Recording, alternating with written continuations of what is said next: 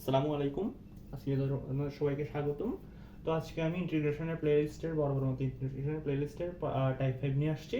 Type 4 আগের ভিডিওতে দেখাইছি, ওটাও ঠিক এইরকমই ছিল। ওইখানে হচ্ছে tan x আর sec x আলাদা আলাদা ইন্টিগ্রেশন করতে হয়, এইখানে হচ্ছে দুটো একসাথে কম্বাইন্ড। তো আমরা ম্যাথ দেখলে আশা করি বুঝবো এখানে কোন প্রসেসে আগাবো। এখানে কিন্তু বেশিরভাগ ম্যাথে ওই গত ভিডিওতে যেটা বলছি, বেশিরভাগ ম্যাথে এই সূত্রটা অ্যাপ্লাই হবে।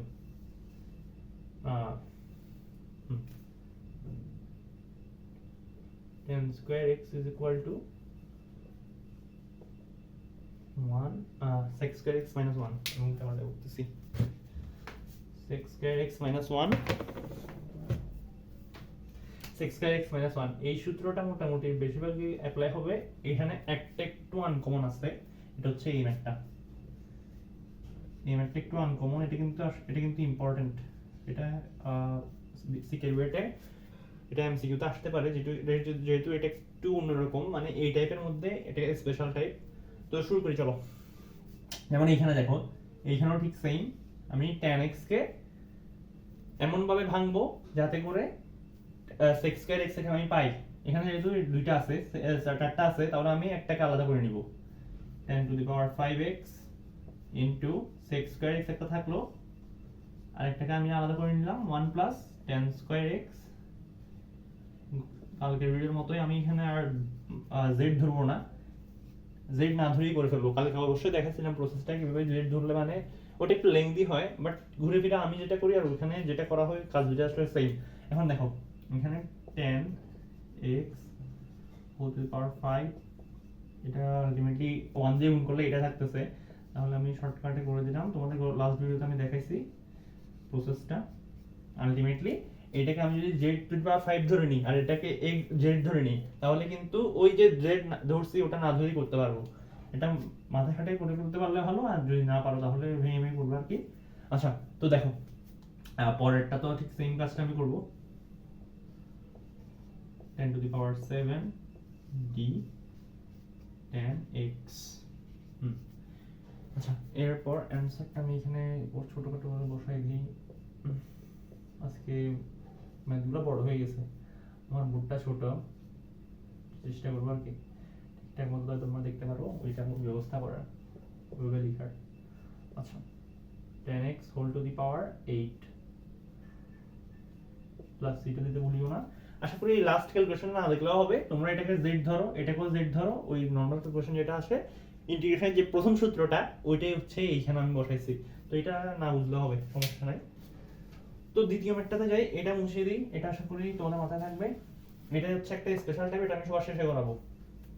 আচ্ছা, দ্বিতীয় ম্যাথটা এইখানে দেখো, এখানে কি হয়েছে, এইখানে এটা হচ্ছে সবচেয়ে ইজি হচ্ছে এটা। এটাতে আমি আমি বলি এইখানে যে ইয়াটা করছি ওইটা এটা আমি এক লাইনে করে হলো, এটা z, এটাকে z ধরো, তাহলে d tan x of d tan x is equal to কি sec square x zx। তাহলে এটার মান আসতেছে কোনটা, এটার মান আসতেছে সিম্পলি এটা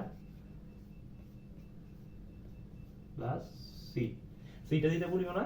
তো এটাই আর কি, এই ম্যাথটা হচ্ছে সবচেয়ে ইজি আজকের ম্যাথের মধ্যে। আর এইটা এরপর হচ্ছে আমি এটা সবার শেষে করাবো।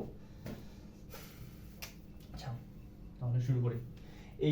এইখানেও ঠিক সেম, এইটাকে আমি z ধরবো, কিন্তু এইখানে দুইটা আছে, এইখানেও ঠিক সেম কাজ করছে, একটাকে ভেঙে ফেলছে, এখানেও এই সেম কাজটা করবো।